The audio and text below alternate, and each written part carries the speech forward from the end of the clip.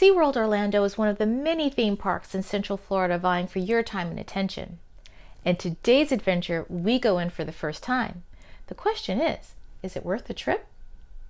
Make sure that you stay tuned to the end where we share our experiences at Sesame Street Land. Here we go.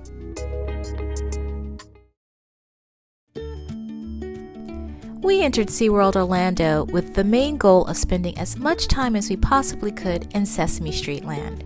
What I wasn't expecting was to run into a flock of flamingos just as soon as we entered the park. It must be a real flamingo. Wow. I wasn't expecting to see wildlife as soon as you walk in.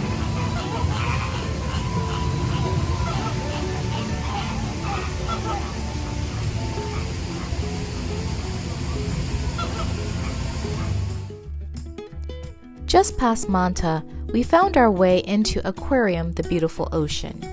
We really enjoyed this exhibit. It was a nice break from the heat. It was cool and air conditioned in there. It's always so calming to just watch fish swim. Our little guy really enjoyed all of the interactivity in here and being able to go under the tank and up here in the center of the tank. He really enjoyed that, and we spent a good chunk of time here just taking in the beauty of the aquarium.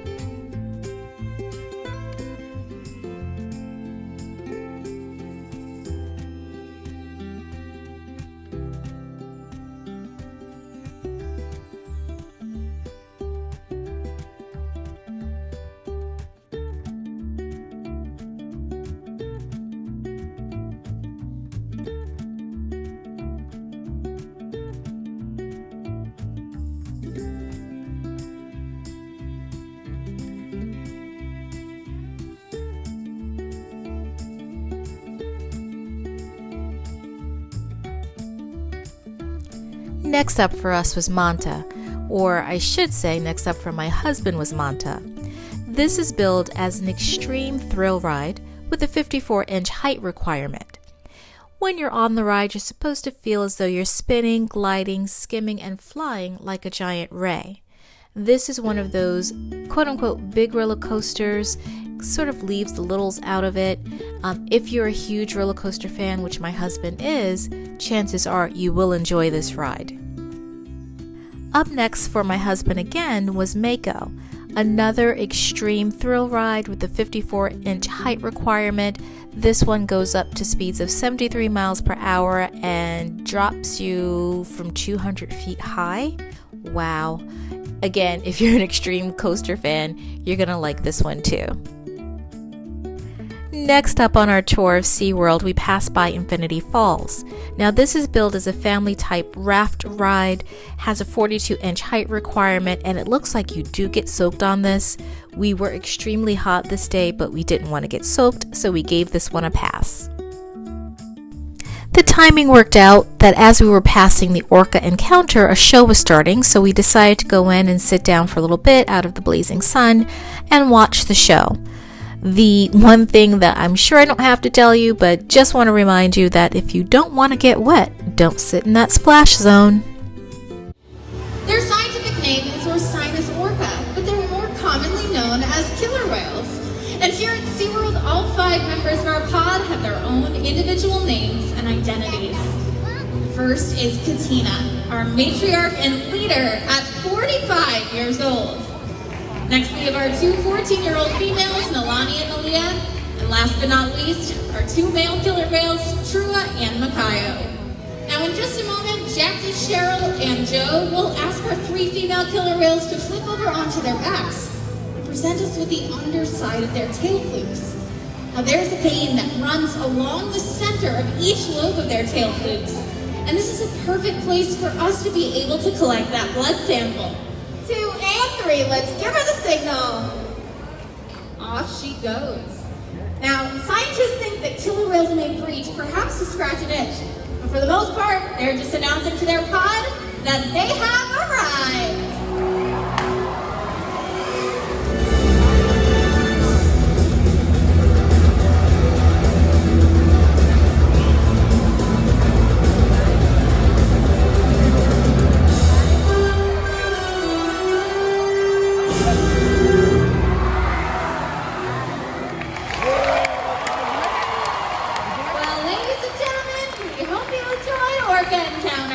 Thanks so much for joining us.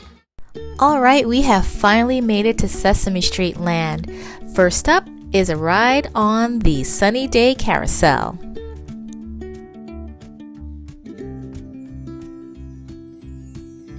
Now, the goal, of course, of Sesame Street Land is to make it feel like you're actually on Sesame Street.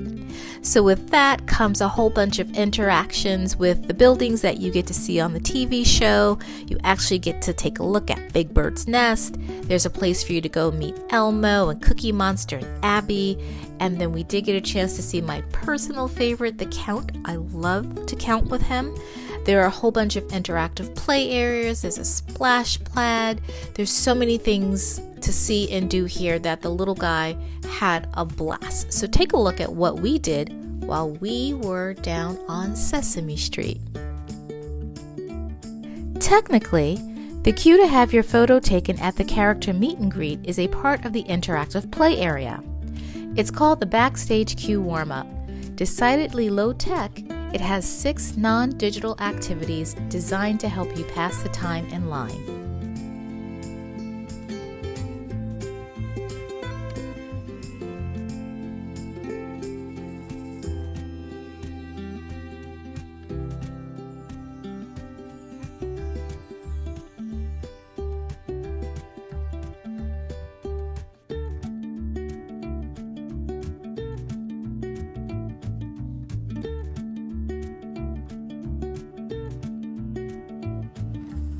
Next, we took a ride on Elmo's Choo Choo Train. The height requirement here is 36 inches on this relaxing ride around Elmo's world.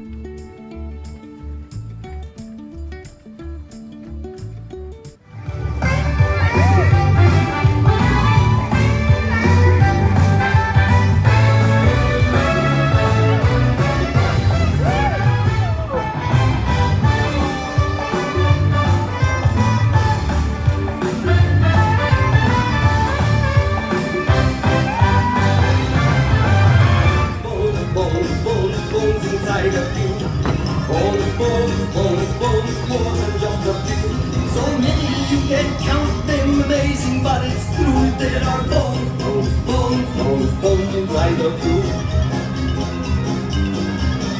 There are bones inside your hand, in your feet to help you stand, in your elbow and your heel, lots of lovely bones.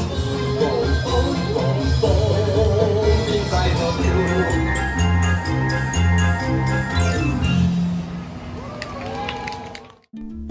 The cookie drop was down on this trip, so we didn't get a chance to experience it, but it is a small drop tower that bounces the littles up and down the tower.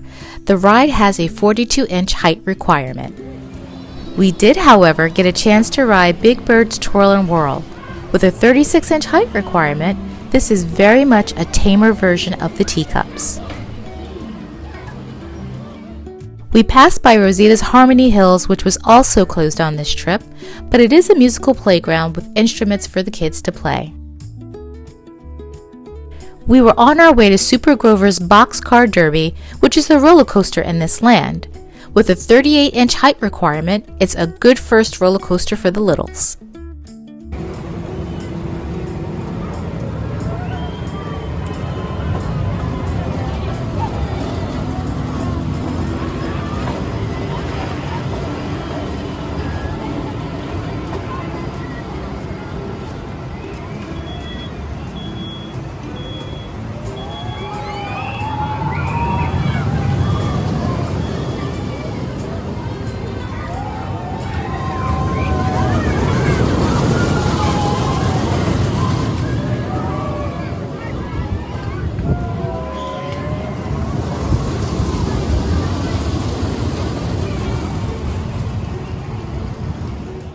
Slimy Sliders was up next. This ride has a 42-inch height requirement and was a lot of fun.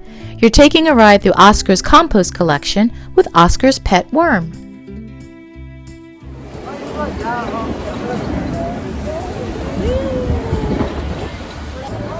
How is it?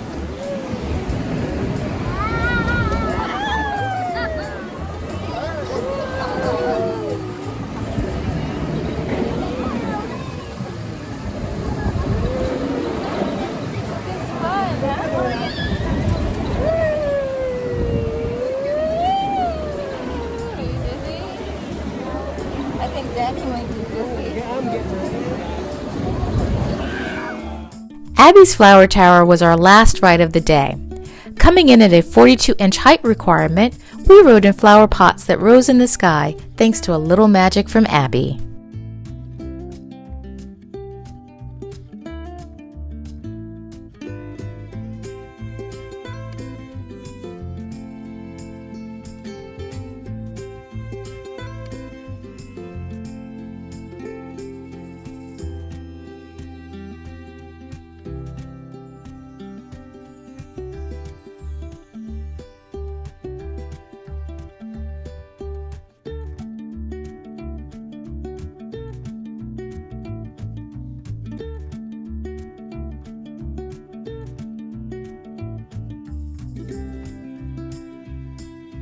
With all of the rides done, we turned our attention to the interactive play areas.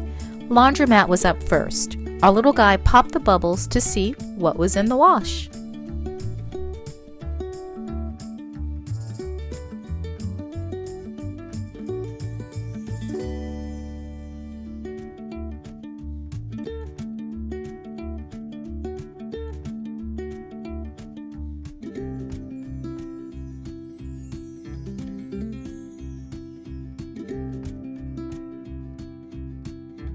Next, he went to the Build Your Own Monster area, where he got to choose his monster, its color, eyes, nose, mouth, hairstyle, and outfit.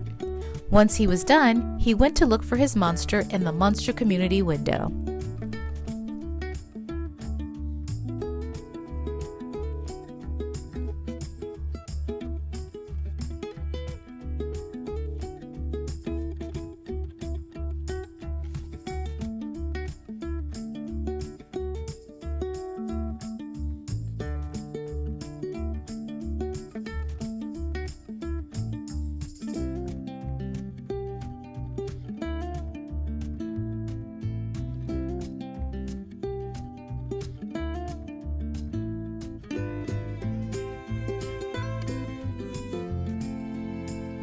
After building a monster or two, we went over to the two-headed monster pipe telephone. Speak into the pipe, and if you listen carefully, your voice becomes a monster's voice.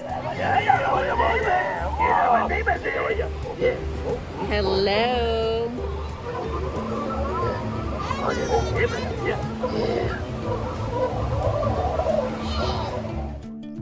Just across the way, we went to ring Bert and Ernie's doorbell, where you get to hear funny responses. We heard one of them snoring. Somebody's snoring. After catching a glimpse of Big Bird in his nest, we went off to ring the Sesame Street apartment intercom to see who would answer.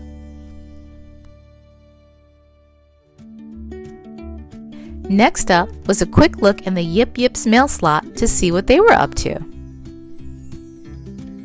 No visit to Sesame Street would be complete without meeting Big Bird and stopping by to see if the Grouch himself is in. Knock on Oscar's can or ring his bell and listen to all the ways he tells you to get lost. Hey, why don't you go bother somebody else? I'm sleeping here. It's Oscar's trash can.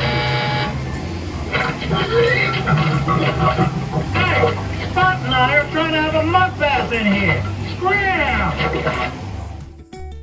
Once we were done with Sesame Street Land for the day, we decided to head for the park exit. On our way to the exit, we took the footbridge across SeaWorld Orlando's Central Lake. From our vantage point on the lake, we could see the Sky Tower, the 400-foot tall tower that's been there since the park opened in 1974. To our left, we were also able to see a water fountain show that was taking place during the day. I have to say, this was also just a wonderful panoramic view of SeaWorld Orlando. Definitely worth taking the time and taking a stroll across this footbridge.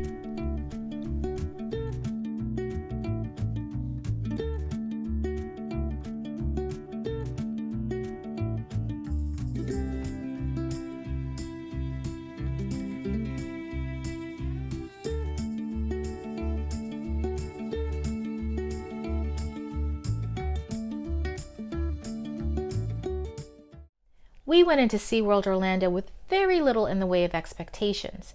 After having spent an afternoon in the park, we've come away with pretty much what I expected. In my opinion, this park is best for the big roller coaster fans among you. If you have kids who've outgrown the Sesame Street phase of life, the only real hook here for you is the aquarium and the related sea life shows. What I would do instead is visit one of their other 2 theme parks in the area, perhaps Aquatica, which is their water park, or maybe Discovery Cove, which I've heard a lot of good things about. Want to know what is worth taking a break from the major theme parks for? Take a look at this video on Kennedy Space Center. Remember to like, share, subscribe, turn on the notification bell so that you know when the next adventure begins. Thank you so much for watching, and no matter where your next adventure takes you, we hope that you enjoy the journey. Bye now.